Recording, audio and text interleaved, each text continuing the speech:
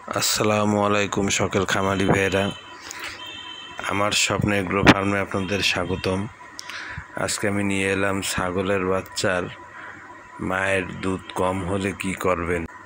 অনেক সময় অন্য ছাগলের দুধ খাওয়াতে হয় বা গরুর দুধ খাওয়াতে হয়, সবসময় দুধ পাওয়া যায় না, তাই মিল্ক পাউডার নিয়ে আসলাম আমি। এটা হচ্ছে ইউরোল্যাক, একটা গুঁড়া দুধ।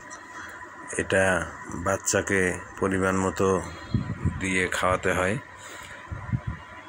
আপনাদের যদি কারো দুধ ম্যানেজ করতে বা সংরক্ষণ করতে সমস্যা হয়, আমার সাথে যোগাযোগ করলে আমি আপনাদের দুধ কুরিয়ারে বা যে কোনো মাধ্যমে পৌঁছে দিতে পারবো।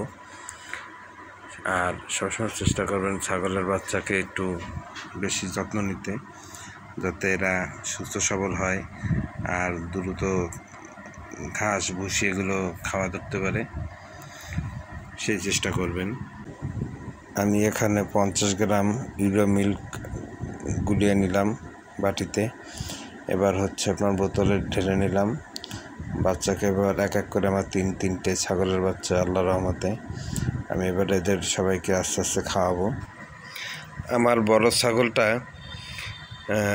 একটু ক্ষতই পোকা হওয়ার কারণে তাকে অ্যান্টিবায়োটিক দেওয়া লাগতেছে, যার কারণে দুধ কম হয়। সেই কারণে আমি দুধের ঘাটতি পূরণ করার জন্য আমি এই দুধ খাওয়াচ্ছি। এতে করে আমার ছাগল বাচ্চা সুস্থ থাকবে, সবল থাকবে এবং রোগমুক্ত থাকবে, ইনশাল্লাহ কোনো অসুবিধা হবে না।